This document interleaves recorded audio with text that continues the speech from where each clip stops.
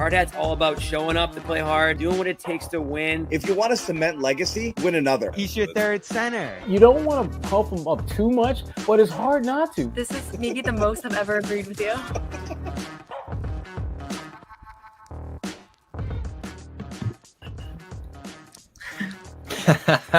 Come on, Jimmy.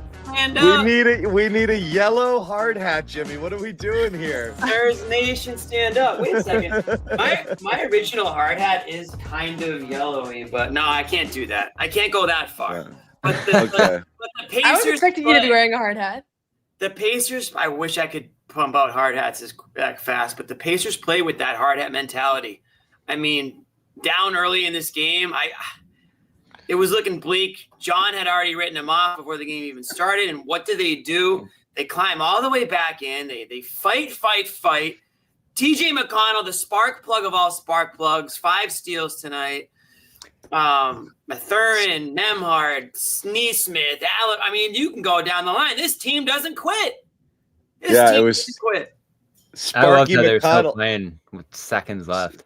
Sparky Stars McConnell Nation. and his band of merry misfits turned this game around. No question. There's going to be a about it. show of Jimmy and Noah fighting for Pacers credit. I paved Anyway. I the don't way. need any credit. I'm just enjoying the ride. Yeah, I paved the way for the Noahs of the world to enjoy this. You know, that's what Yeah, it he is. was there on day one. I'm happy to share it though. I'm not gatekeeping the Pacers. I want the world.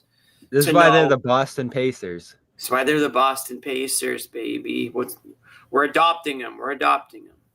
But fun game, really fun game. It's been a fun NBA Finals for the 27 people that are watching it, I guess, according to the ratings. But we don't care about that because we were going to watch it regardless of who the teams were. And this has been a lot of fun to watch. So I don't care about the damn ratings, the trophy on the floor, the aura. No. I don't want to hear about any of it. no, and I mean the fact The that the trophy's Pacers a little egregious. I don't care about the damn trophy. I care about the game. What's the whole backstory with the trophy that like somebody People just are mad that bullied it feels another- like a regular It's- season yeah. game or something. Yeah, The trophy is slippery, apparently. they used all their court money on the in-season tournament. They can't do anything for So that. if they slap the trophy on the floor, which they did digitally, it suddenly looked feel like awful. the finals. No, I mean, listen, the basketball's been incredible. There's still room for a critique around the presentation of these finals, but I think it It is a shouldn't little. be the It's a little dominant flat. thing. It's bland. It should not be the dominant thing. The It's dominant very thing is- Indiana. yeah. It's very I don't Indiana think it's the and Oklahoma trophy. City. It's like they were like, oh, like There's do a we lot of want to little ship all things. this stuff out there? It's just the TV production. If you go back to old finals, like people have been doing, I get where it comes from, but you can't be consumed by it because we're watching an incredible series here, and that should be the top of line. I thing. mean, it's on now. But you know what it is? No one's in now. I don't know what to say. Casual fans are just they want to find a way to hate on the NBA, or not even fans, just people want to hate on the NBA for whatever reason. They'll figure out a way to. But if you're just watching the game and enjoying the games, there's not a lot to hate because this Pacers team is making it so difficult for the Thunder. And I think a lot of people thought the Thunder were just going to roll. A lot of people thought. I mean, Vegas thought that. I think a lot of people were hammering the Thunder. But the way the Pacers play. And the Thunder played great tonight too. I mean, they just had turnovers for the Thunder is the name of the game. But their shots were falling like crazy for OKC, and Pacers just kept climbing back in that fourth quarter.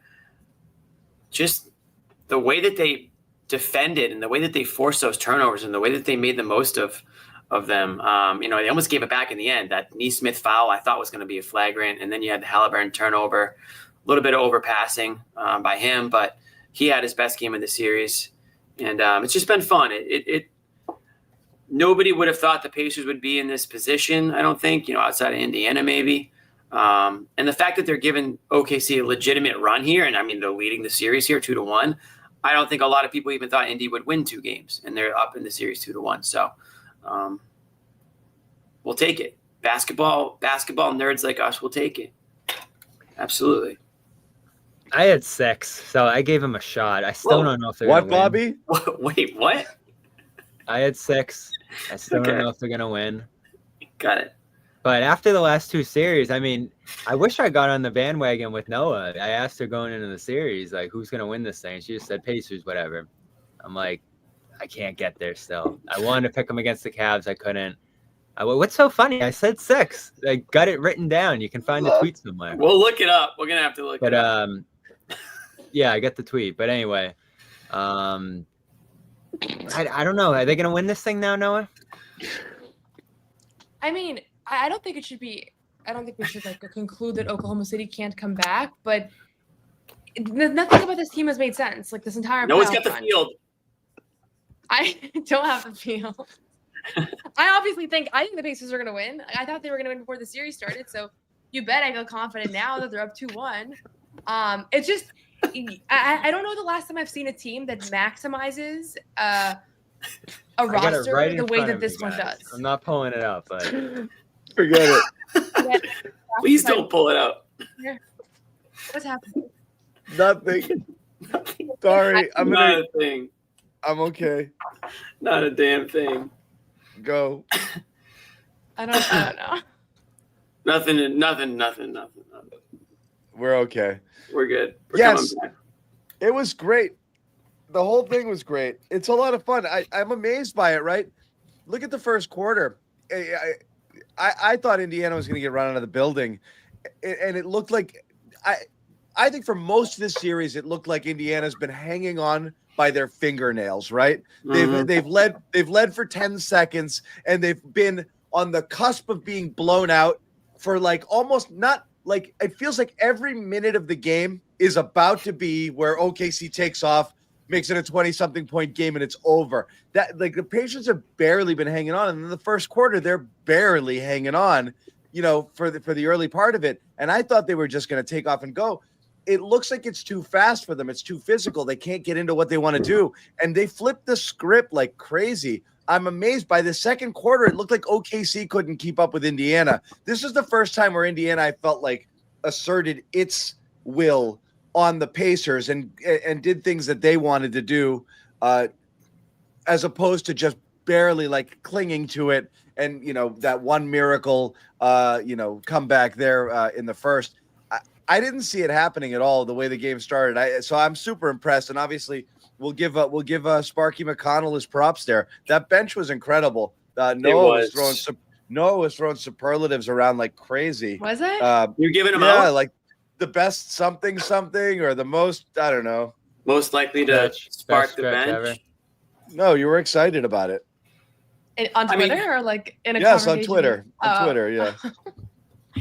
I don't even know what I said. I think you it was. bench I stretch remember ever. what I said. No, it's just. I think you sometimes see these stretches. Sometimes when I'm watching the finals, you remember that anything that happens now, like anything that happens, can be cemented as like a player's forever legacy if the team ultimately wins. Like the same way we talk about the Peyton Pritchard heave, which was one shot that probably didn't have much of an impact, but it becomes legendary. There were so many moments tonight where I thought to myself, like the inbound steals that TJ McConnell had, like all of the little things that Bennett and Matherin's incredible game. Like it's cool to watch when you're realizing you're watching somebody's like legacy defining moments and it just feels like a regular game for a second. And then you remember what you're actually watching and how it's going to age. Yeah. And they're smart. I mean, the way they can have multiple guys in power, that's something I keep saying through this playoff run is that like everyone's doing their, what can you learn from this thing?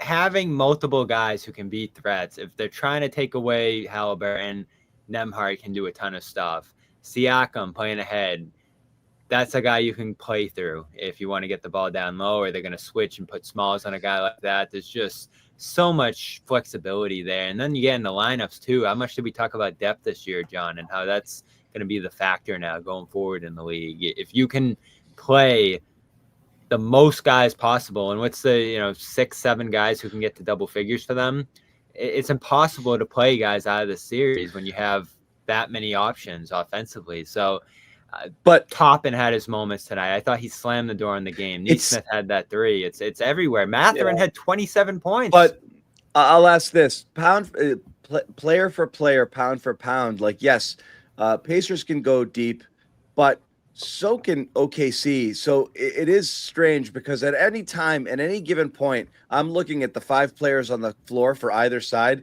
and it feels like OKC's got the better 5 players every minute of the game. So, there's 2 ways to look at it.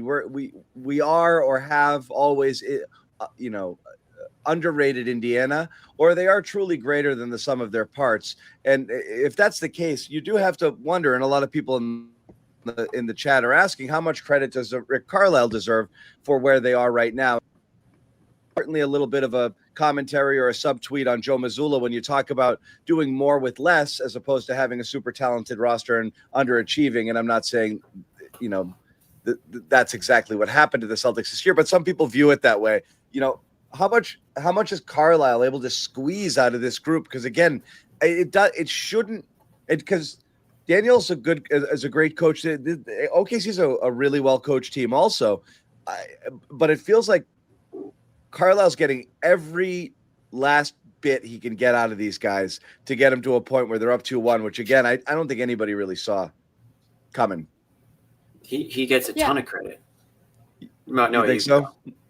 No, I was going to say, I think you definitely give him credit. And honestly, my 2 favorite finals teams that I've watched in my lifetime that I had no affiliation or association with was the 2011 Mavericks and the 2025 Pacers. And so he is a common thread. Like I keep thinking that the last time I got so excited about a final series for no reason was 2011. I remember being a kid being like, this is the greatest thing I've ever watched.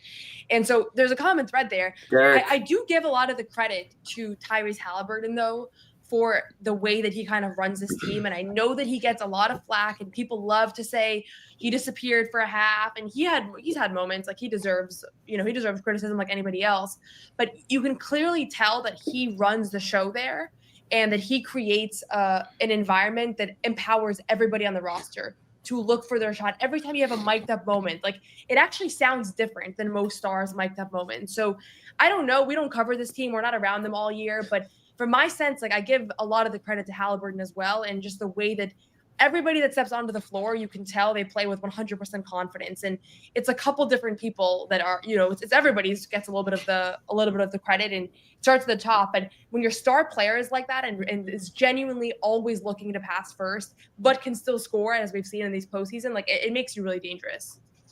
That's a great point. It is always weird to me how he disappears for stretches, though. If they'll switch aggressively against them or they really try to take him off the ball, like he can have some of those flat halves. So. Yeah, but he's okay with it. That's the thing. Like it's fine. We glamorize like just shooting it through those stretches, Not to interrupt you, but like, you know what I mean? Like I feel like we're so used to seeing star players just go 2 for 10 in a stretch, and that's almost like more accepted. And I don't think it's that bad that he does that sometimes. Like sometimes it's to a fault, but I keep hearing this discourse of him disappearing, and I'm like, I feel like we're overlooking like what's actually happening in those stretches. Like he's getting guarded really well, and he's not necessarily forcing the issue. And most stars can't accept that they're just being taken out of a stretch of basketball. Yeah, it's a little bit of both. They've empowered guys, Jimmy, right? Yeah, exactly. I mean, we've also criticized Tatum at points for quote unquote disappearing, and every star gets that to some extent. You don't want a situation where it's like a James Harden and you wish he would disappear for a bit, but instead he takes, 15 threes and 25, 30 shots a game. I think Haliburton, for the most part, gives the game what it needs. And to your point, Noah, when your star player or, the face of your franchise is, I don't want to say point guard to make it too simplistic, but when it is a guy that his job is to get everybody involved, I think that does, use a word that Bobby just used, empower his teammates to feel like they are a part of something and that they aren't just a my mind what Nembhard does out there. Right, exactly. And when you start to believe, when you feel that your teammates are believing in you, you start to believe in yourself, or vice versa. You believe in yourself and you see that your teammates are as well. To what you were saying, John, is you are greater than the sum of your parts. Is that the saying, or whatever you were saying earlier? They're better than what they look like on paper. When they all play together, yes, you can compare them to OKC on paper and you say, well, this guy's better than this guy, this guy's better than this guy. But when the ball gets tipped and they're all playing in unison, that's when you see a team like the Pacers be able to go toe-to-toe with a team that statistically might be better. We saw that, and obviously the Celtics roster was really, really good on paper, but they played so cohesive last season, not this most recent one, but last season, where yes, they were kind of deep from like 1 through you could say 1 through 6, 1 through 7, they were extremely deep. After that, they didn't really need to be anything. But with this Pacers team, you're getting that to a lesser extent. You're getting so much contributions from the bench, basically 1 through 9 kind of at this point. I mean, Toppin was actually your game high plus minus tonight, or at least Pacers plus minus high. So everybody's contributing, whether it's McConnell off the bench, 5 steals, and that unbelievable one in the fourth quarter. Everyone's finding a moment to contribute and to make an energy. Even Miles Turner, who makes you want to pull your hair out. Yeah, I mean, he's even finding moments where he's earning his, the reason why he's out there in the court. So you obviously always give the players the most credit. But I think, and I've said this before, in the playoffs, coaching matters a lot more. It becomes a bit of a chess match. The weaknesses become a lot more obvious, from game to game. You need to make those adjustments. And Carlisle has these guys believing, that's the most important thing, believing that they're the best team in the league, believing that they can beat OKC, not worrying about what, the odds are and minus or plus 800 to win the series and blah, blah, blah. He has everybody feeling like they belong here. They earned this. Carlisle's been there before as a player. He's been there as a coach. He knows what it takes to win. He's got championship pedigree. And I think the players really respect him. And so all those things combined, you kind of have the perfect storm of this Pacers team. And Carlisle's been around for a long, long, long time. He's obviously learned a lot over the course of his career as an assistant, as a head coach. He's a what? Evolved. Absolutely. Yeah, exactly. And I read a quote earlier today that somebody asked him about Larry Bird, I think, one of the reporters, and he just went on and talked about how important Larry Bird's been in his career. Larry's coming. He's coming. Not just as a player, but as a coach. Yeah. He's gonna pop in. He's gonna pop in and say hi. I think they're gonna go crazy when they show him. I know they will really be the Boston Pacers. The other thing I said was this when we were doing a preview show. It's freaking tough to win in Indy, man. That place is about as loud as it could possibly be. I was just going to go back to last year, and everyone's talking about it. Is how crazy it is the Celtics swept this team. Haliburton went down, to go back to this conversation. Game 3, Game 4, they're up, and they're up big in one of those games against the Celtics, playing through Nembhard, playing through McConnell, playing through different guys without Haliburton even available. So it's crazy that you saw that wild stat at the end of the game. They're like 20-1 when he's 20-10 or something like that.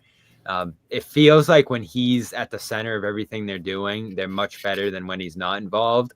But they also can get by when he's not available or not playing great or just not super involved. And there's just a flexibility here, like who's on the court. They've thrown in Thomas Bryant. They've thrown in Tony Bradley. It's just unbelievable. And to me, that's all coaching. When you're getting the most out of guys, that goes back to the head coach. And again, Haliburton's been a massive part of this, and he's stolen the games they've needed to get to this point.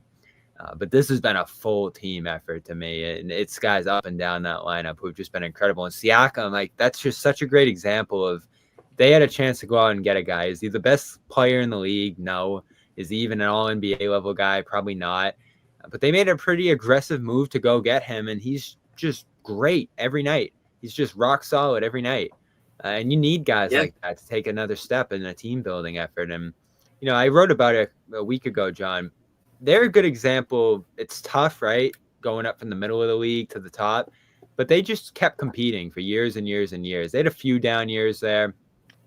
But they just made savvy moves, good draft picks. They never really tanked. This isn't a team that bottomed out and made a great high draft pick that brought them to the top of the league. It's just good moves after good moves.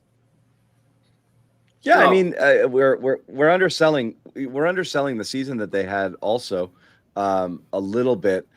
From the from January 1st on, they're as good as any team in the Eastern Conference. There's no question about it. And I mean, they still finished, third? Yeah. They were a top 5 at the end of the year. They were a 3 or 4 seed, I forget. I'm sorry, they finished fourth, but just fourth. I'm sorry, a game behind the Knicks there. Yeah. So I mean, they're good. It's not a crazy fluke that they're there. It's just OKC was, if the Celtics were a dominant team last year, OKC is that plus like 10% this year. So I mean, they're on another planet. It's not a fluke, John, but it is when you look at the history of the NBA Finals. rarely do 4 seeds even get there. I mean, rarely. It's 1, 2, or 3 seeds playing each other in the NBA. I just went back and looked last week because I was just interested. And this would be arguably the wildest NBA champion in the history of the NBA if the Pacers were to pull this off. Based on Really? based on seeding, based on them kind of just the season they had. I don't think you can find one person who said they were going to win it all. The Rockets won as a 6 seed in the mid 90s, but they had won the year before. So I don't think. And again, I was good research. I was like 8 or whatever. So I don't know what the vibes were, but I can't imagine people were stunned by the Rockets winning because they repeated. So this is kind of a situation where I don't think we've really seen something like that before. You also had the Pistons in 2004. That was another one, but it's a good one. I think Indy is even wilder in this case. No, and honestly, beyond just the record that they had, and there was obviously three much more dominant teams this season. Just the way that this playoff run has happened with the 4 Tyrese Haliburton game winners and just the late game comebacks, like this, if they pull this off, this will be an all-time championship for a lot of reasons. The only other thing I wanted to point out about this game is that TJ McConnell had 5 steals in 15 minutes, which has to be some sort of finals record. But like it's amazing to see that type of impact from somebody who I couldn't believe when I looked back in the box score. He only played 15 minutes in this game because I feel like he had his hands all over it. So he kind of just reminds you. He goes all out for those. Yeah, 15. When he comes in, it's like he gives you everything. He almost plays 40 minutes worth of basketball in that stretch. So we'll see. I still think Oklahoma City is gonna make this a series. I don't think they're gonna come away with. I think this is gonna go 7. Wow. No, it's not over. Listen, OKC is not going to roll over and die here. Game 4 becomes critical. No, I still think OKC is favored. We were talking about. I bet you they are. A little bit yeah, they are. No, I mean for the series, I still think. Yeah, I know. And I think rightfully so. They were such a heavy favorite. They're not going to swing it this quickly. No, they're not. That's a good point. No, fewest minutes by a player in a finals game. They have 5 steals. Each time. Yeah, each game they play, they're going to be favored by double digits. So it is what it is. Well, it's 5.5 points tonight, so it's going to be around that for Game 4, I bet, right? 6, I saw. 6. Was it 6? Oh, it was 11.5 for game 2. Interesting. We'll pick up any loose threads on this game and close that conversation out. We're also going to talk about some of the news surrounding the Celtics tonight. With news about Jaylen Brown's injury and anything else that might be out there that we want to talk about. Chat, you guys want to throw something out there, ask the panel any questions, by all means, go ahead. First off, we want to tell you about our pals over at Prize Picks, #1 daily fantasy sports app in all of North America. And you should know by now what you need to do here. You download that app, put in the promo code CLNS, play 5, get 50 instantly, and it's a perfect time to do it here. Basketball playoffs, hockey playoffs in full swing. You can get in on the action of women's basketball, baseball, professional baseball. Pick more, pick less, 2 or more players, whatever you want to do. What I like to focus in on one game instead of looking all around. I get really confused. I don't want to keep track of a lot of things. And I will say, Amit, where's my victory lap? I don't have it here. Oh, I do have it. I will say these were my game 2 picks, my friends. Here it is. And this was pretty easy. Jalen Williams with a free square. This is game 3? You nailed that one. Game 3. My game 3. More. Haliburton. More. And Caruso Green Goblin play, which is an easier play. Pays out a little bit less, 5.5. That was easy. He's been averaging well above that for the series. Didn't have a huge game, but he cleared that easy. That was super simple for me. I'm jumping ahead. I don't know what's going on with that. That's what you're bragging about? What was that payout? Like 0.5 to 1? That's called a victory, Jimmy. Free squares. That's a good one. We're jumping ahead to hockey. We've got game 4 tomorrow. I think, exactly. This could be good. You're riding the Marchand train, huh? I'm staying with Marshy. Marshy hasn't gone a game without a goal. I'm going for it with another one here. Connor McDavid, 2.5 shots on goal. I'm going more for sure. Yeah. And I think Edmonton's going to be desperate, and they're going to bring it. And I'm going for more on 27 saves there for Sergei. That's my game 4 lineup.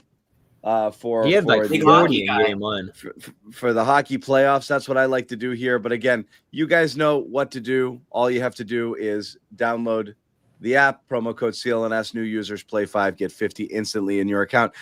Putting a bow on the NBA Finals here. Anything else you guys wanted to discuss before we wrap it up and move on to Noah's favorite topic?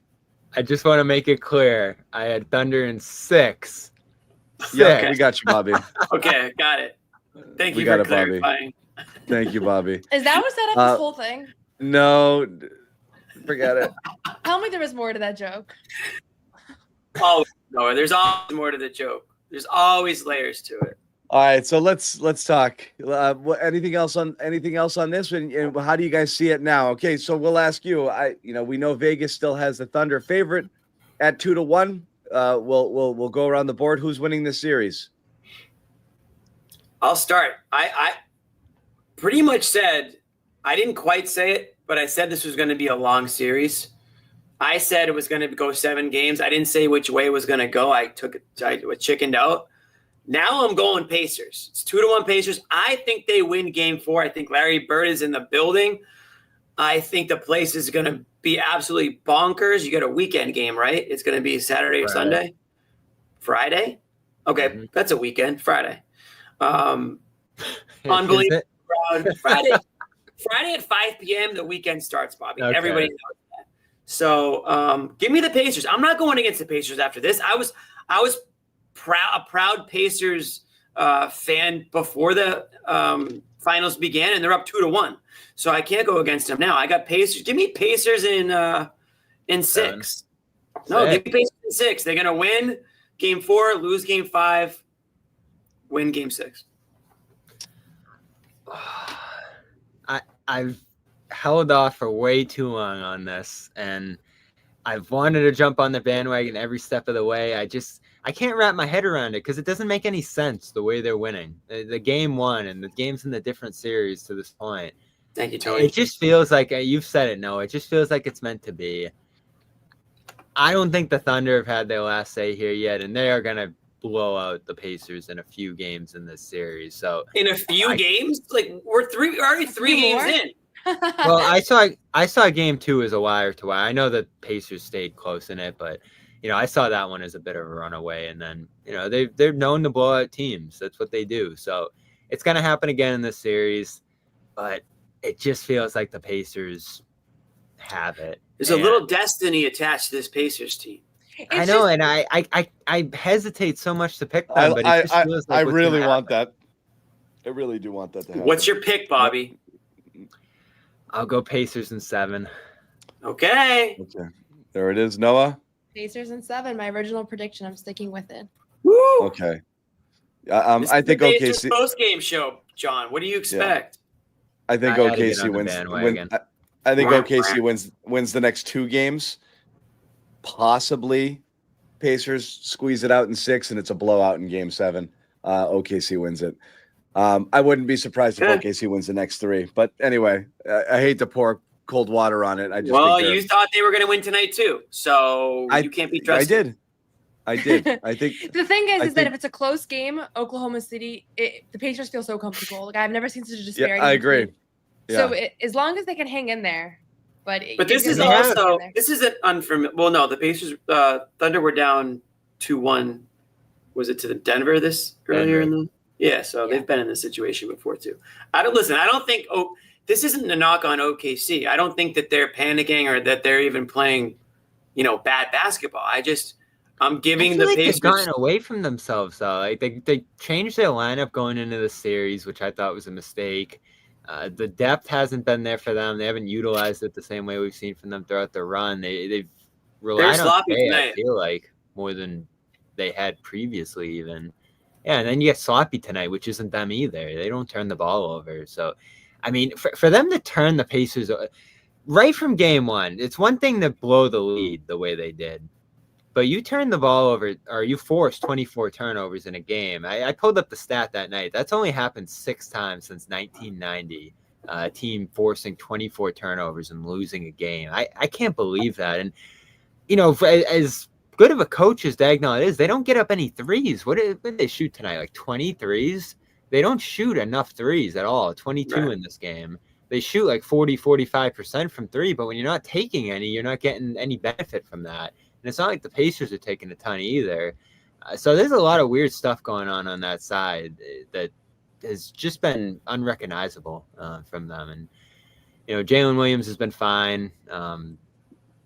Case and Wallace, I know they put him in the lineup. He's been okay. The Dort thing, to me, I know he's 4 or 5 from 3 tonight, but it just feels like they ignore him a lot. I don't know. It's been a weird series from them so far. Dort needs to be more of an X factor, I think, for them to turn it around for sure. Yeah, it's weird. OKC has this strange thing where they can look almost just, unbeatable, impregnable, like it's just like no one's ever going to score at times. But then also other times they look ordinary, which is weird. And that's just not something I expected from them here. And again, credit to the Pacers who are just keep coming at you. And that's why they're fun. And that's why I like them a lot. That's what they did to the Knicks. Like that's just what they kept doing. It's awesome. It's a 48-minute team, and they just keep coming and coming and coming and coming. And it's great. They were up 7 with 10 seconds left, and they were still Siakam scored, and then they almost got a steal the other way. I love it. So all right, we got to transition. The other big news of the day: Jaylen Brown underwent arthroscopic surgery. We've been batting this one around for a little while. What was he waiting for? There's no way he's going to avoid surgery. What's going on? Noah had even, maybe speculate. We were even talking like, is there something behind a delay? What's going on here? So it happened, and it ended up being the bad surgery, sort of. The trim. Whatever was going on with the meniscus couldn't be repaired, and this is what they did, and this is what happens in most cases. But we're all playing Twitter doctor here. We're talking to people. We're looking online. We're going back and forth. And sorry, that's not the one I want to get. I want to remove this. We're not playing that. We're throwing this out there. One of the doctors there on Twitter, Jeff Stotts, debridement, I've been told is pronunciation, not debridement. Yeah, very mad about pronunciation. I know. This is the most likely a partial meniscectomy. Meniscus injuries are all about location, meaning Brown's problem was likely unrepairable. So again, looks like Jeff Stotts. Who is this guy? Just some quack. No, he's one of those orthopedics. He's one of those online, Jeff Stotts. orthopedic surgeons. His Twitter handle was in street clothes. What does that even mean? Yeah, he runs a site that tracks injury data over NBA history that he has available. Yeah. So pretty good. It's good. Okay. Anyway, we've parsed through it all. It's a trim. We know what this is. He's young. It's his first such procedure. You don't expect necessarily, that he's not going to be able to come back. But then the clock starts ticking. You never know what happens here. This is the type of thing where arthritis can set in, more procedures. You can only trim so much of this thing, and that's the cushion, that's the cartilage there that keeps you from going bone on bone. And then more problems can arise, and you could be going down a bad path here, and you could have your career shortened. You could have a lot of things happen, or it's just a thing and he gets over it and on he goes. But now we've got question marks involving 2 of the Celtics. The top 2 stars are coming off of injuries where you don't know what they're going to look like immediately after, or more importantly, how long they get to be like themselves. We're supposed to be entering the Jays prime right now, and there's definite question marks. So it's not a great day, but it wasn't anything super unexpected here. So Bobby and I already talked about it a bit, so we'll get your reactions here. Noah, your initial thoughts to Jaylen having the surgery, the timing of it, the type of surgery, and just what we're looking at now going forward. Yeah, I think, a couple things. First of all, I've seen a lot of people say, is this the Robert Williams surgery? And obviously there are cases where a guy starts to have a recurring meniscus thing. And I don't like meniscus injuries, but there's no indication right now, like you said, John, that this is going to be a long-term concern based off of his history, what we know about this injury. My understanding is this was not a very severe partially torn meniscus. I think he was trying to spend the last month or so figuring out whether or not he needed to have this procedure. And that's where this delay came from, is just meeting with, I mean, he told me that on the record, like meeting with multiple doctors, trying to figure out like exactly whether or not the pros and cons of proceeding or not. To me, like, obviously we don't have his scans. We don't know exactly what he's dealing with, but if this is something that he started dealing with in mid-February and in June it's still bothering you, logically speaking, the surgery was not much of a surprise, because you're thinking now like, okay, he's rested, he's whatever, and it's still impacting him. So the fact that he should be ready for training camp, like, I don't think this is much of a long-term concern. Obviously, I anticipate, like, I'm looking forward to seeing how he looks when he starts playing, because it is, he hasn't looked like himself in quite some time. And sometimes Jaylen Brown highlights pop up on my Twitter feed, and I'm like, okay, I forget how he used to move a little bit differently. So definitely looking forward to it, but there's nothing about today's news that is like particularly alarming to me. So I wasn't alarmed by it. I kind of think we were all waiting for that announcement to happen. I'm wondering if the doctor said, yeah, you just need to wait a little. I don't know if it would have anything to do with waiting for any amount of swelling to go down to the point so that you could have the surgery. Like, was there anything? I don't think so. No, it had nothing I to think do they with were that. just trying to avoid it. They were trying to avoid it, but I don't just really know what information would have changed. Like, it wasn't like he was practicing or like working out on it. It didn't seem like he was doing much on it, but resting. So why was today like the deadline, or unless it had to do with, being ready by a certain date? I don't know why the decision was made when it was made. I think that we all kind of thought, based on the way he was kind of talking about it and how things had kind of gone, that there was a pretty strong chance that he would have some sort of procedure. Now, it doesn't seem like a major one. I think we all hope that he's going to be able to come back and, look like the Jaylen Brown that we all know. But to some of the things John said in his like doom and gloom intro to this segment, you can't help but think that some of those could, rear its ugly head at some point. Jaylen Brown's been in and out with knee pain and knee injuries throughout his career, right? I mean, this isn't the first one. He? No, this is the first one.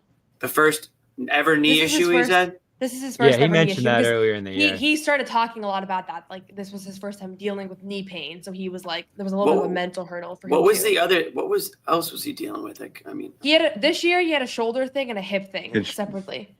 Hip thing maybe is what I'm thinking of, but hip, yeah. Previous seasons he didn't have any. I don't know why I thought he had knee pain in previous seasons, but yeah, I only know for hamstrings. certain because he talked about it. Otherwise, I would never remember. That's the He broke his like, face. Yeah, that's the worst like thing that I want Jaylen Brown to have to deal with is like Cut knee his stuff. hand. Because, He did cut his it's hand. because he does have like so much athleticism, but you need to have that burst. You need to have that hop, and that's what Jaylen Brown really, when he's really, top 20 Jaylen Brown, if you want to say, right? I mean, it's when he can use that athleticism and really get to the rim and really just burst and all those things. So that's the alarming part to me, is that this is not the type of injury that you want to see him have, because is it the beginning of more? Is it the beginning of more wear and tear, or So what we don't have the bone, answer like to, John Jimmy. said, You start worrying about that with arthritis, and the thing that's concerned me throughout this process, Noah, as he said it, is there's a lot going on here. Like, he just keeps throwing that out there when he's talked about this injury, and I don't know what that means. Like, is that associated arthritis? Is that greater complications with the knee here beyond this?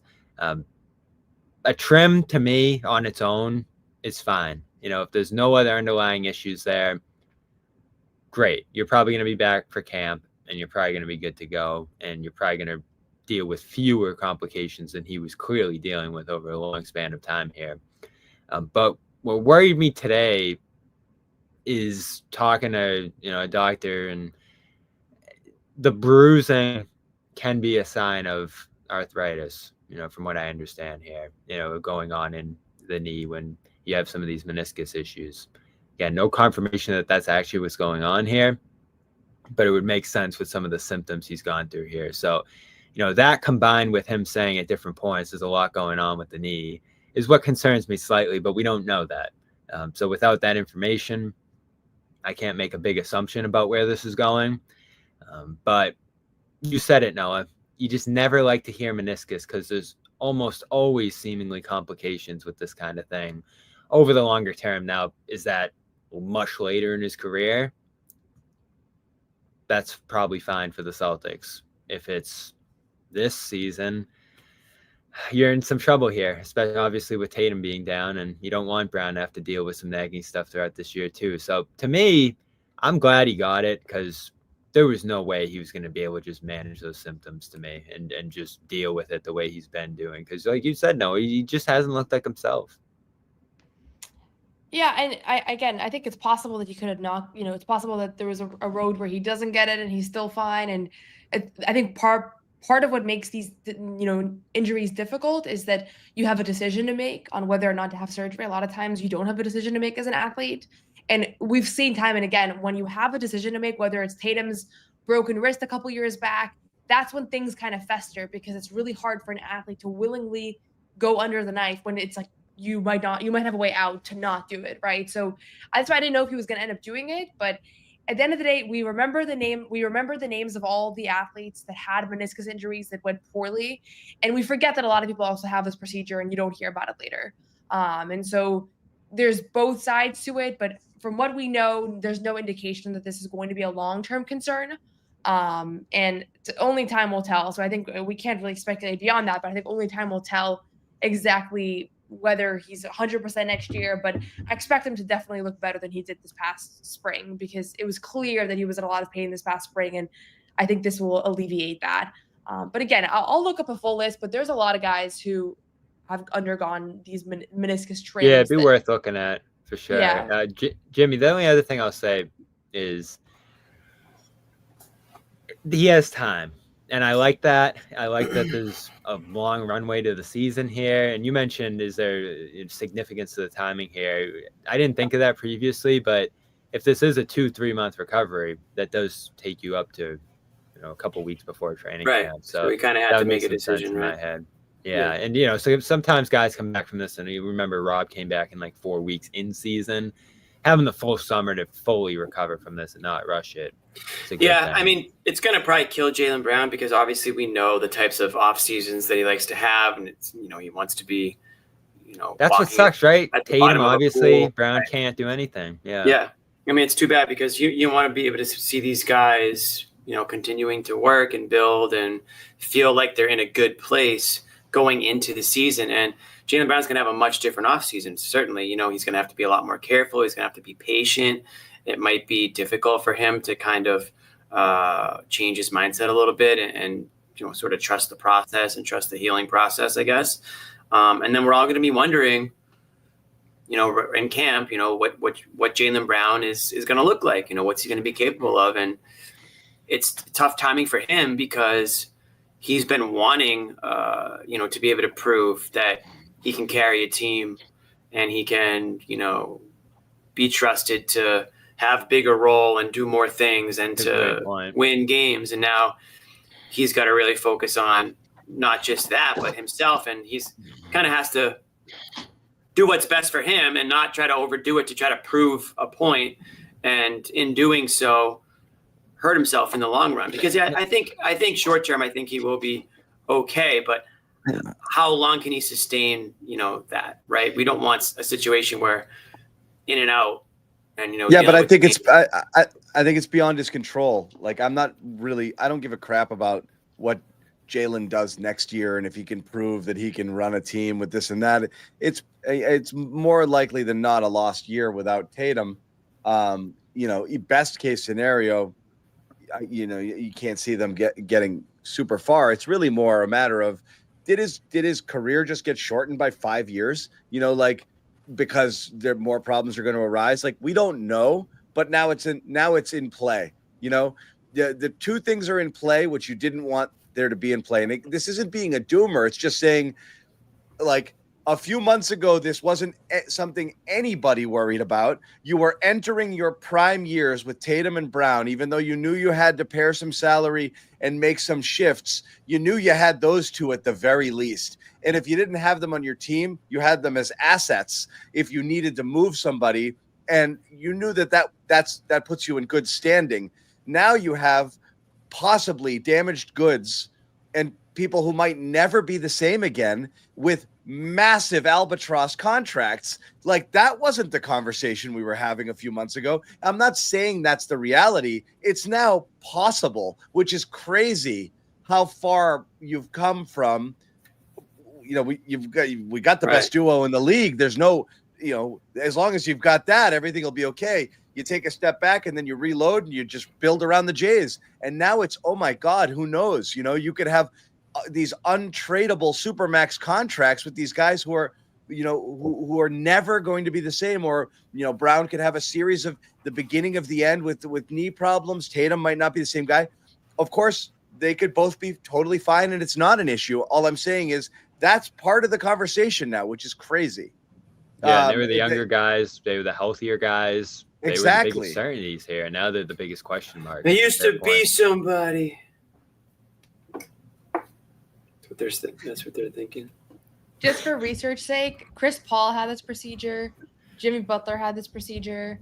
Russell Westbrook, Dwayne Wade had a few. Blake Griffin had a few. Lonzo Ball, Robert Williams. John, you missed it, but we were looking up examples of guys who did not have later complications, because we all know the ones that went wrong. I think. Yeah, you're gonna have. That's what I'm saying is there's plenty who don't, and there's plenty who do. That's like, you don't know which side of that you're falling on. I'm not, like I said. Right. I was just listening. I just said I was gonna look up guys where it ended up being fine. That's what I was listening.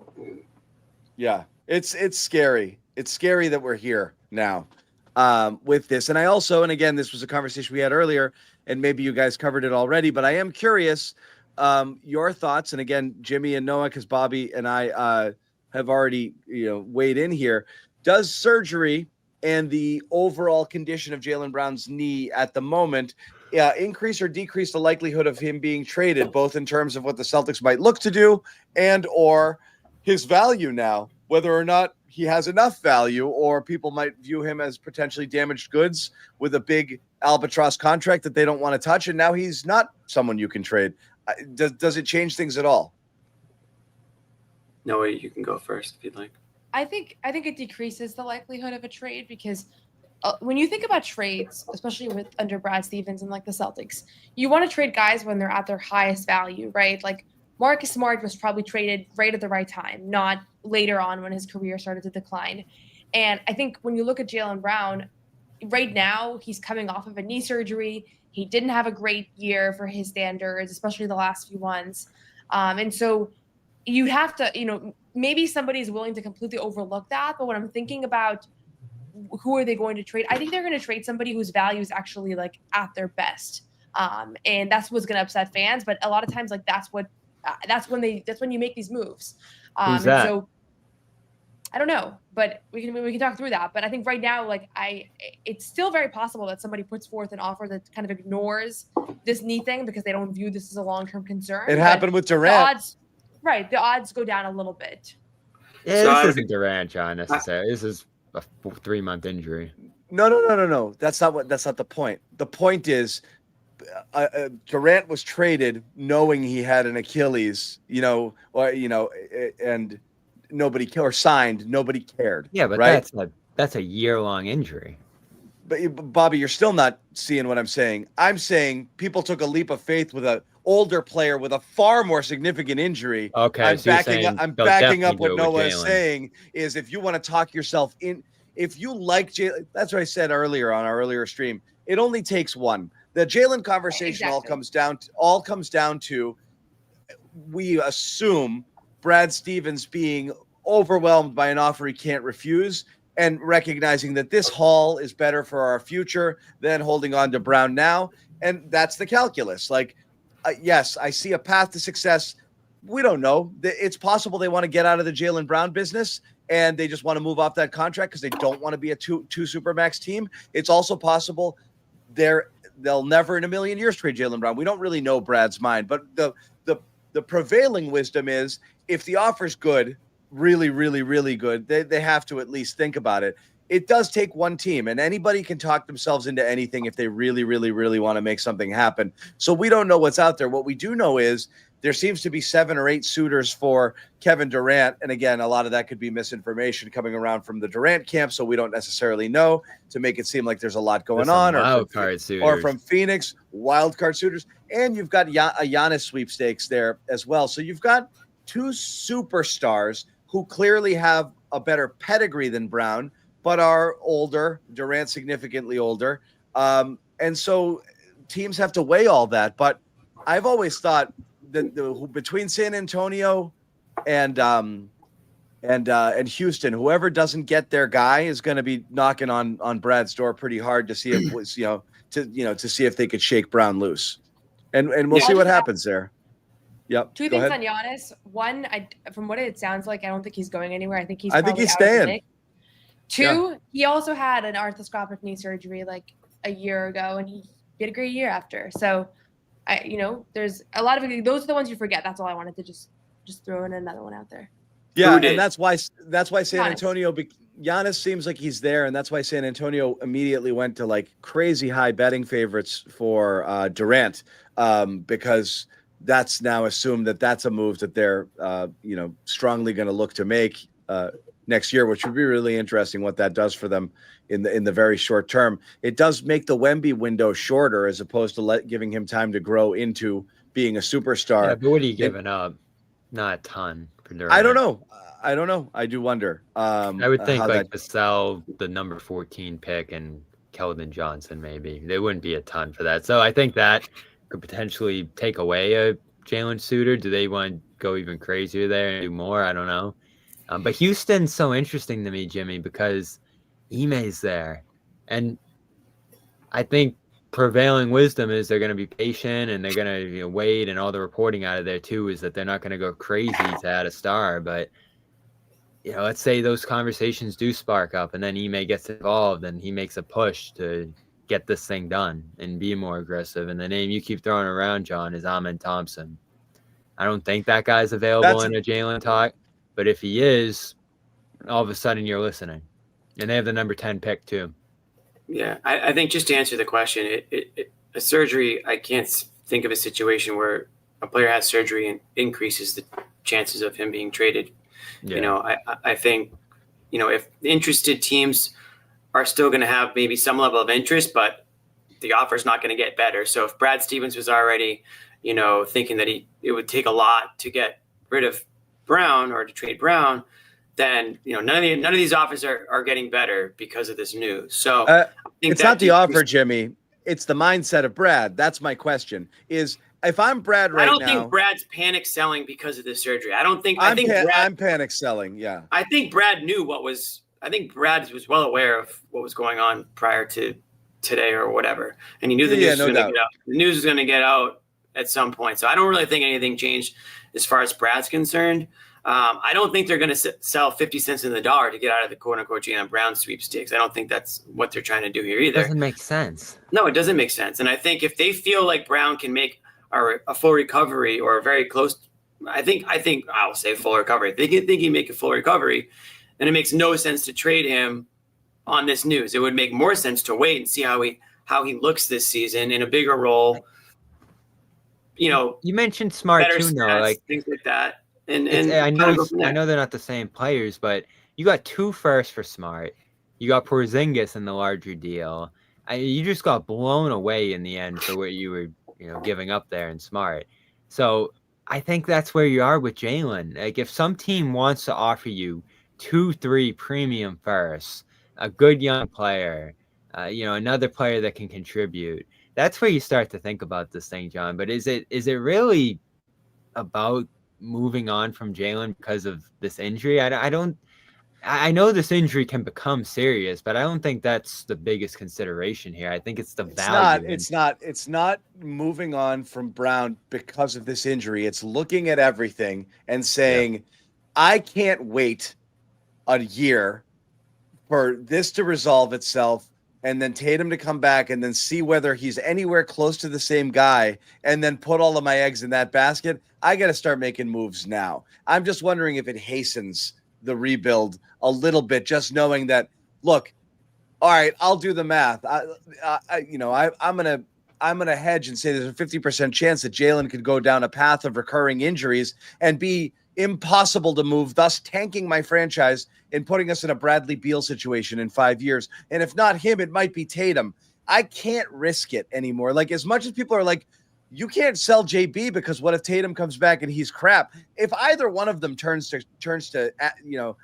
crap because of injuries in their athletic primes, just as their contracts are kicking in, you're screwed. Like, you're in jail. You're in trouble. So I'm gonna look to see whether people want to give me stuff, and I'm gonna do that aggressively. Because I might want to just. It's their job. I mean, it's their job to see what's they're going to consider it. There's no doubt about it. Right. What I think is, like, the mentality of a couple of years ago can't be the same now, which is 2 years ago, 3 years ago, you could say, I am not like Brad or Danny before him could say, like, are you nuts? I'm not moving on from these two guys. I'm building everything around these two guys. Like, they're not even, Danny used to say, I mean, he'd say it just to make Jaylen feel better because he was dangling him in trade discussions, we thought. But he would say, when I pick up the phone, as soon as they say Jaylen, I hang up. But, like, I do believe that they were like, that's insane. Like, these two-way wings, they held on the most important position in they said no to a lot of different potential trade scenarios. So that made sense in years 3, 4, 5, 6. But now you're entering, when Tatum comes back, it'll be Jaylen's 10th year and Tatum's 9th. You're very far down that road. What are you waiting for? To see if everything's okay in year 11 and 12 and 13 when you can rebuild around them? You might have to just recognize, like, we got to move on. We have to move on. Right. That's my biggest question. And they might reach that. If you wait, you could screw yourself. You can make bad trades, and you're like, why did we do that? Why did we bail? But how often does that happen? How often do teams lament that they gave up too soon rather than they didn't move early enough? It's almost always the latter. Like, oh man, we should have moved on sooner. Now we can't. But you're still beholden to what teams are offering you. And I don't know, Noah. I see a modest market out there for him.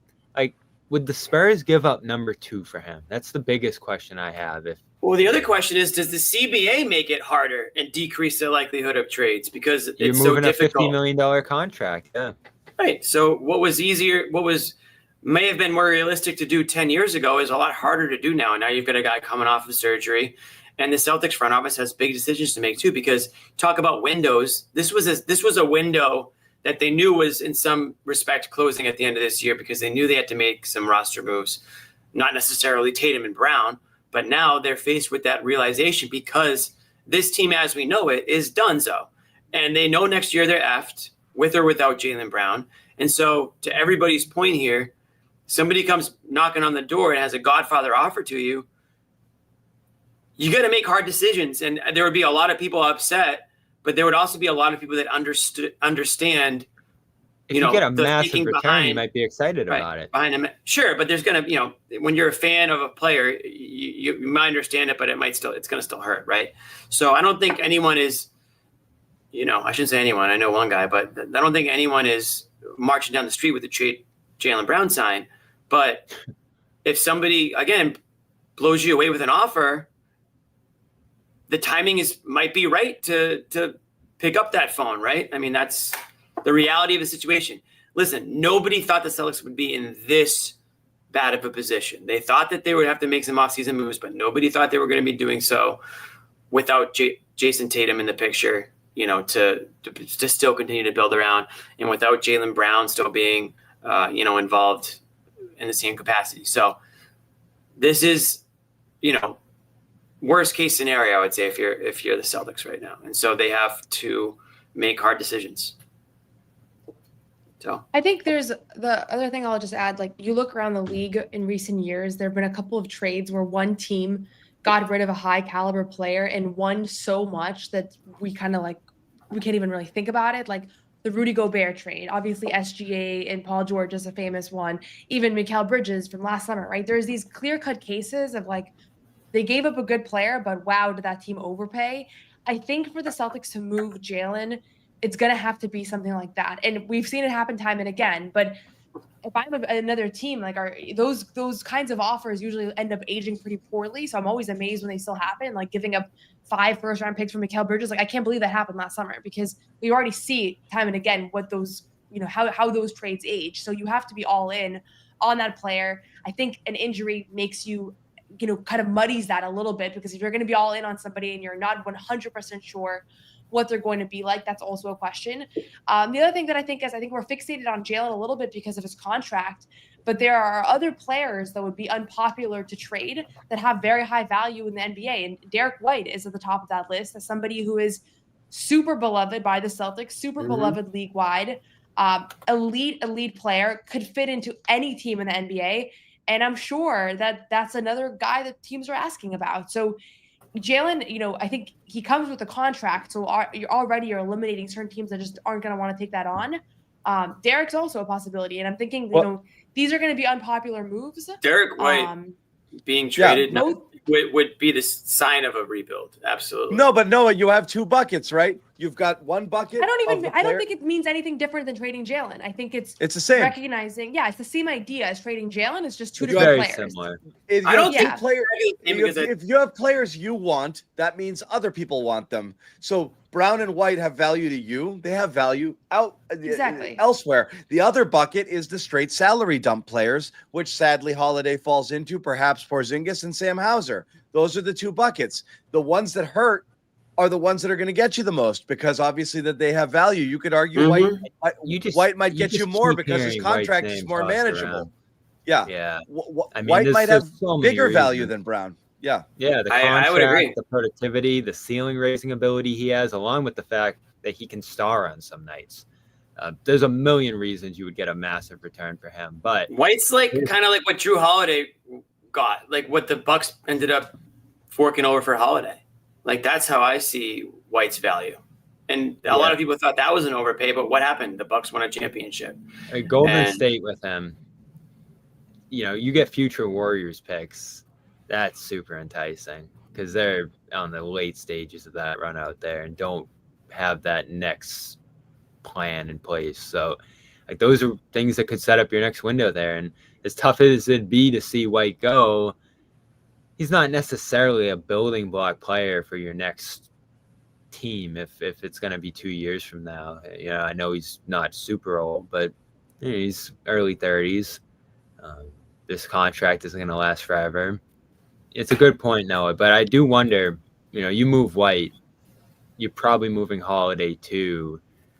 You're effectively starting over in that backcourt. And maybe like John said, that's the start of a reset/rebuild situation if you're going down that road. But does that allow you to continue to build around Tatum? I'm embracing the soft tank. That's what I'm embracing. The soft tank, not the full tank. And we'll see what happens when Tatum returns here. Other thoughts here? Be a little careful too with completely dismantling the roster a year before Tatum's supposed to come back. He doesn't want to come back to a shitty team either. He's got no choice. He doesn't have a choice. Well, it's the NBA, John. I hate to tell you, they all have a choice. Yeah, but I think what's going to end up happening most likely is that anybody that's traded, I don't think you're going to see a salary dump trade. I think the Celtics are going to be willing to hold on to a player like Drew Holiday or Kristaps Porzingis. I think they're going to be willing to hold on to one of those guys if there's a better deal elsewhere. I'm sure they would rather trade Drew and KP, but if there's a great deal for Derek White or there's a great deal for Jaylen Brown, that's going to dictate that. So I know a lot of people expect them. I've seen a lot of the reports around Drew's contract and maybe they attach a pick to that. I'd be pretty surprised if they basically lose a good player and a pick just because they want to get off a contract, because I still think they value those guys quite a bit. And if you think about it, Drew Holiday a year ago was at the top of the world still in the Olympics, in the finals. And I don't think the Celtics are willing to just accept that teams have I think you got to move Drew now. I disagree. The worst part about trading Holiday is that the savings are probably only going to be about $7 million, and you're going to get a lot worse by doing it. I think it's a certainty that Porzingis is back, honestly, because I think he has so much more value to you. I agree with Porzingis. Both as an expirer. I think that's the highest level. I think makes the most practical sense by far to keep Porzingis, because the expiring has value to you and to other teams, but it only has value to other teams in them being able to send back longer contracts to you, which you don't want. You have no centers. You're probably going to have to let Al and Luke walk. So he has present day value. And worst case scenario, if he absolutely shits the bed and has another injury riddled season, and you realize you want to be out of the KP business, you let him walk, and 31 million just boom comes off the books, and you're free from the tax completely. Or you renegotiate something that does fit with your new structure. See, KP has tremendous value to them, and I'd be shocked if he moves. I think Holiday makes the most sense because of the age in the contract and the savings. The whole package seems to make sense. And I think Hauser is a certainty. You're just going to, whoever takes that money, Hauser's gone. And that saves you money there too. But I agree with Noah that, like, yeah, it could be the big move rather than the dump move, because Holiday gets you nothing in return and a little bit of savings. Not nothing, but worse. I think there are teams that want Holiday, though. I think there are a couple of teams that actually want Holiday. But you're going to take back salaries. You got to find you. And you want to be able to move some of those to be able to make it worth it, which means you're probably going to get a significantly lesser player. But you take a lesser player, and then you eventually trade those players, right? I mean, you have to kind of do a multi-step process. Or you get a third team involved. I've already accepted that the first players they get back, I can't start profiling because they're probably going to get traded right away. I guess my point is just that I think there's this understanding that, like, the Celtics are just going to kind of count their losses with a couple of these guys, and I actually don't think they're going to do that. I think they're going to try to win any trade that they make, and that's what might make them make a trade that's more shocking. Is just that. That's a good point. Yeah, because you are sadly probably heard it here first. Celtics are trading Brown and White, according to Noah. Well, you take a loss with Holiday. You might not take it with White. You might win that trade, because that's historically, Noah, as you've put it. Like, the teams that you overpay for the one player typically, and because that's the thing that you want. You don't really care how much you're giving up for it, and so you could look at those, and certainly you look at the ones in recent history and say, yeah, Celtics came out on top of that one. I've been curious about that too, Bobby, because all the teams that they're going to go to about Holiday, I'd imagine you're going to ask about White. The 3 years with Holiday. If you have any, I know you might not get a ton back, or you have to attach a pick there, whatever it might be. I just think that could be devastating if that goes sideways this year, and then all of a sudden it's 2 more years beyond this that he's signed. I think you have to have some level of urgency in trying to move out. I know you don't want to move a premium pick potentially in a deal like that, but if you're getting some player back that you can move later for a little something, and you're just getting all. I don't know how you feel about that, John. To me, there's some level of urgency to get off Drew's deal, because 3 years, $30 million at his age just scares me. Yeah, if he continued to play at this level, he still has value at that salary. It's just simply you have to do something you don't like, somewhere along the line, and that seems to be the most palatable because of all of those things, and the fact that you have Pritchard and White theoretically behind him. It feels like you can absorb that loss more easily than you can other places. But again, and if you do the trade both, so be it, I guess. But then you're in reset territory for sure. It's gonna hurt. Noah, over the last weekend, have you come across any conversations that kind of changed your thinking on how the Celtics might approach this offseason? Of all of the people you've talked to, are you deep into draft land right now? I'm not that deep into draft land. I have to say, it's so hard to catch up in the draft when you haven't been watching these players their whole careers. But I think the main thing that I'm just landing on is that they're going to try to win these trades. And so, like, not a lot is going to surprise me as far as player movement. What would surprise me is if we see a trade where it's like, wow, they really lost that one, but they just had to get below the second apron. That's the top thing that would surprise me, is just seeing one of those lopsided, and you see a lot of those reports. And so I think heading into this offseason, I kind of thought to myself, okay, they're probably going to dump a couple of these guys and maybe not get much value back. The more I kind of understand this landscape, and the more I talk to people and kind of figure things out, that would be most surprising to me. And Shams has been reporting nobody's necessarily safe.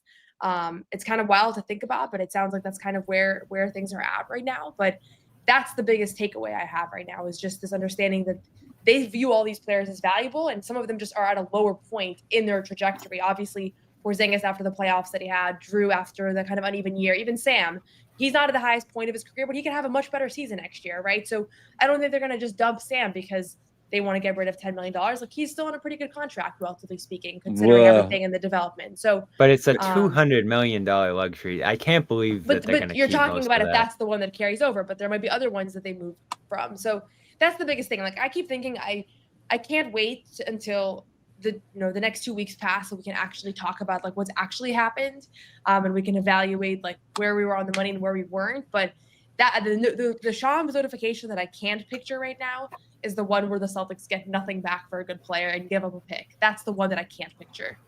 I put this comment there. I feel like Shams doesn't have any info at all. He has nothing new. I'm serious. No. Like, he's just like, they're like, all right, what do you got? And he's like, you're gonna make some moves. Nothing. It's a regurgitation. Anything. It's a regurgitation of everything that's been speculated or talked about already.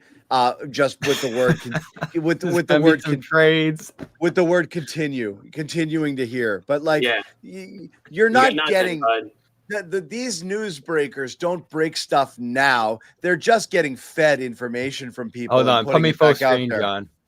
Oh, really? Would love to. I'm hearing that there's going to be some activity this summer with the Boston Celtics. Oh, there you go. It's happening. Worth it, Bobby. Yeah. I'm just glad that's all it was. That. I like that. I like the side, the little profile shot too. We'll do that every show. We'll get a Bobby report. How about that? No, you know what else we have to do is take off the glasses. We got to do the segment that we mentioned. I think the offseason is the best time to maybe bring that in.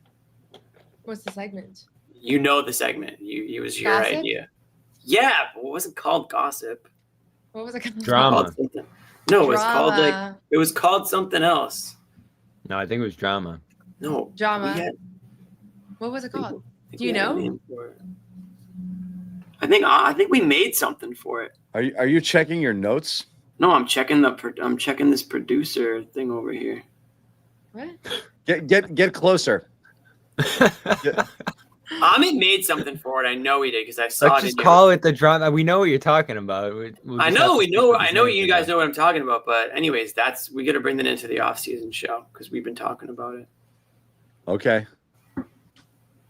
So there you have it. I think with the draft also, John, to your question, is that there's a really good chance with any of these moves that the Celtics will move up or down in the draft. So I've been looking at the players that are, the 20 players that could fall within that range, but who knows? I could imagine them moving into the teens, giving up their first pick, gaining a first pick. Like it could, first round pick, like a lot could happen here. So this is probably the least safe I've ever felt about having a sense of where the Celtics are going to draft, 2 weeks out. Speaking of draft, last year, of course, the Celtics pulled in their first-round draft pick of the Brad Stevens era, and that was Baylor Scheierman, who was nice enough to join us on the Garden Report last week, talking about a bunch of stuff. We wanted to play a couple of clips off of that. Number one, Baylor Scheierman, we asked him to talk about Joe Mazzulla, what it was like playing for Crazy Joe in year one, and he had an interesting response about how Joe feels about first-year players. Yeah, was there a moment that stands out from conversations with him just being blunt, him being, honest with you, I mean, we're kind of right after training camp before the season started. I kind of had, I had a meeting with him, and he was pretty much like, listen, like, I don't really like rookies, so, you're going to have to battle this year, and that's kind of how it is. And I was like, all right. That's fine. All right. So how hard is that to get into that? That's when it sticks out. How hard is it to get into that circle of trust with Joe? Because, again, he's got his guys, he's got his rotations, he's playing his thing, and you're like, hey, look at me. I can play too. Is that challenging? Yeah. I mean, it's a challenge, but I think, you just have to be ready to take advantage of obviously the opportunities you get. And, like you said, once you get into that, circle of trust, that's where you want to be. But, obviously I knew coming into the year that, opportunities were going to be limited with bringing everybody back from a team that just won a championship. But like you said, I was ready to, make an impact when my number was called, and was hoping my number was going to get called. So Little Garden Report music sneaking I in, like but yeah, that. Baylor was very cool on the show, hanging out, and yeah, Luke's jealous of that. But if Joe hates rookies, he's gonna have to learn to love them, because next year you could be obviously Baylor's going to be second year. You could be bringing in 2 new players, picked in the first round or wherever, who might be expected. Like, it's so interesting to think that Joe Mazzulla's role next year might be developing players, because we haven't seen that. He's handed a championship roster from moment one here with this team, and all he's ever coached is like the most talented collection of players in the NBA. So it's really crazy what next year could look like with potentially guys like Shireman, Walsh, and then 2 new players trying to find their way into getting regular minutes on this team. I don't know. I don't know how that's going to go. I think we're going to get a sense of whether a lot of the things that we know to be so true about him were because of the situation that he was in, like a lot of the rules that he has and the short leash with rookies.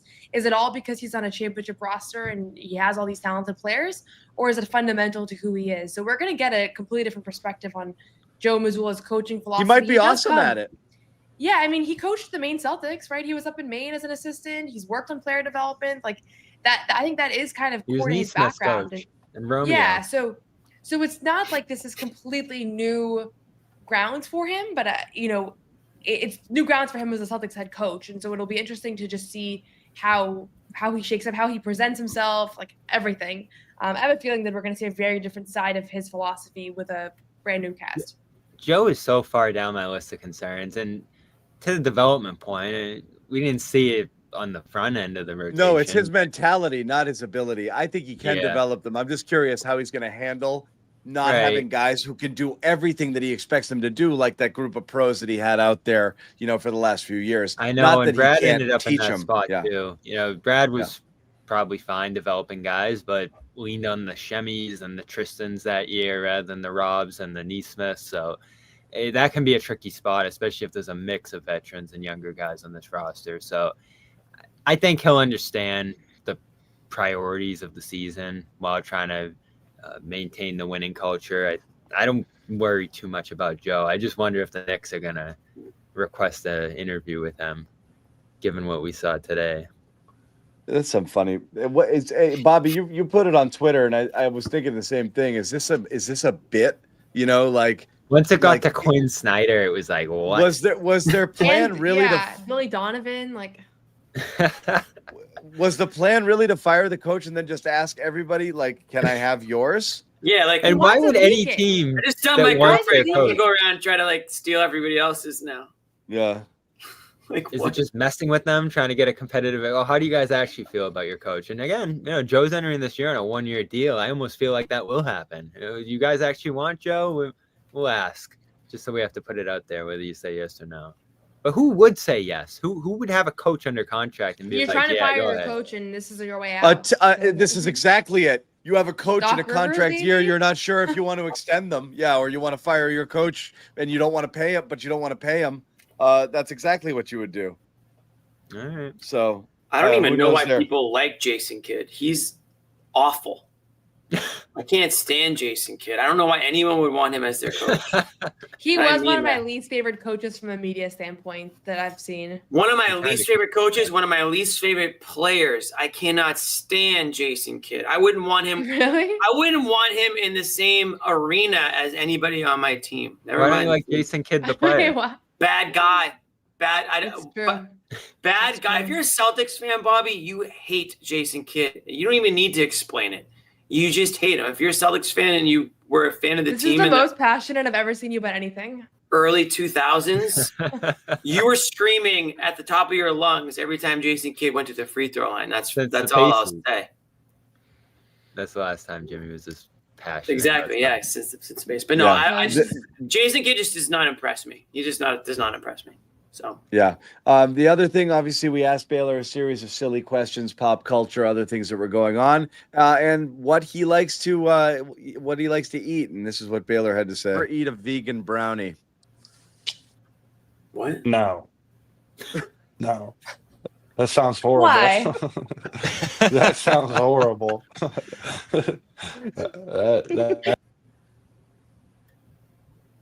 Did he get cut off? He was The talking question about was- vegan. Did you say brownie? Vegan brownie. Oh, vegan brownie. It got cut off at the beginning. The poor guy Oh. had to withstand 40 minutes of questions and then be asked about his thoughts about vegan brownies. Just to bury one last bury of Noah at the end of the Yeah. segment. I love that. Good job, guys. Yeah. Yeah. And he was like, "Who did I offend here?" He said that sounds horrible.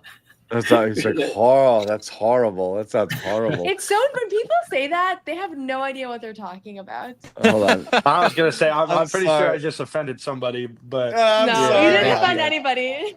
I think I'm you vegan, offended and one they person. bring this up every show. They bring up every show that being vegan sucks. So you I didn't- thought it sucked. That's it. He was good about it. That's not true. We didn't say it sucks. We just think it's weird. it's just Bobby had a vegan brownie. It just tastes like a normal brownie. I didn't why love the this- vegan brownie, to be honest. How does Okay, it taste it was like just- a it vegan was- brownie? There's no eggs in It was it. just Like too sweet. They were giving it out an All-Star weekend. It wasn't like it didn't mean to be vegan. It just happened to be vegan. Okay. It- I'll try another one. nothing just happened to be vegan. I didn't. I know it mean- wasn't like it wasn't like from a vegan shop. It was just All-Star weekend. They were giving out brownies. Like it happened to be sweet. vegan. I was like, Bobby, by the way, you just ate a vegan brownie. That's all. Yeah, It tasted like you did chocolate. it. Oh. No, it was fine. Anyway, Can't eat chalk either. Chocolate. Yeah. Chocolate. Anyway, Noah guys, doesn't eat chocolate. guys, why don't you tell the rest of the world what else do you have on tap in terms of shows or pieces or anything else Absolutely you're working nothing. on that's coming out this week? Got a couple pods coming up later this week. We did the Nets, checking in on what they're going to do because they might have to take on some of this money from the Celtics. And then we got Forsberg on Friday talking about Jaylen and, his offseason thoughts on where the Celtics are going to go down this path here. So a couple more Garden reports and wrote about Hauser, what they're going to do with him. So that's up now, as well as a Baylor Shireman feature if you want to hear more about Baylor Shireman. And Yeah. they promised him that they were going to pick him 30th, John, and they followed through with that promise last year after potentially did. moving back into the second That's round. cool. Yeah. All right, That's Noah, a you got man's anything word. cooking? Yeah, I'll just plug. If you're curious about the draft and you don't know where to start, I brought in 2 draft experts to my podcast, You Got Boston. You can check out the rundown. They each gave me a list of players. There was one overlap, Ryan Kalkbrenner of Creighton. I don't know who people are excited about. I feel like there's so many bigger questions around the Celtics right now, so that the draft is almost kind of taking a backseat. I But love you rookies. You can check that out.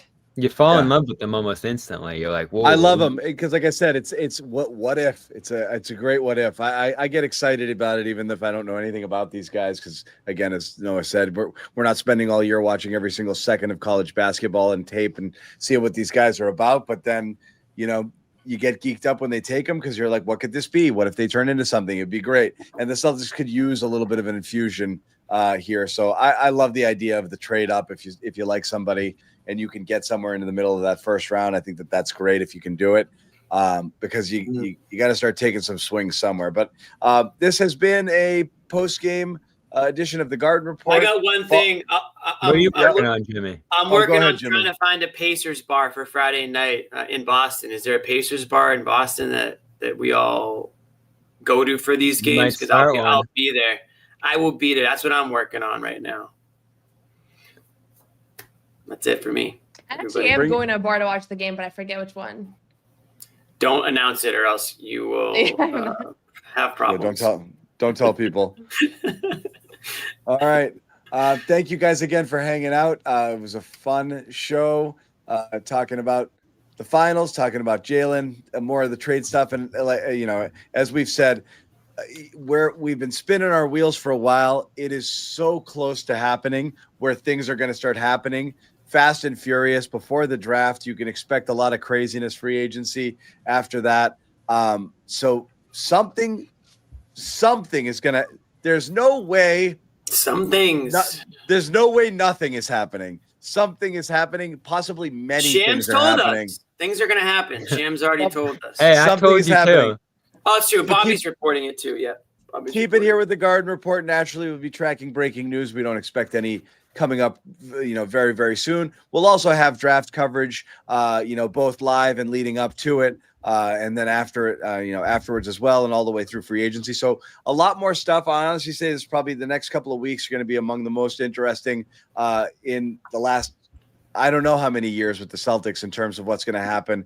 We're talking about future of the franchise sort of moves here. So yes, I think the Celtics are going to be active in everything because they have to be. They got to get really creative. So we'll see what happens. Thank you guys again for hanging out. Thanks, Tony. Thanks, everybody. Yes, we will see you guys. We'll see you guys. No next one's time. sneaking a vegan brownie by me. I'll tell you that. Okay, you know what, John? We're gonna do it. You have to feel that way too, Bobby. I have to feel that way. Let's Yeah. slide Al over and make Luke your first center. Bobby, we gave you Luke hour early. We're not going to end this on a damn conversation about Luke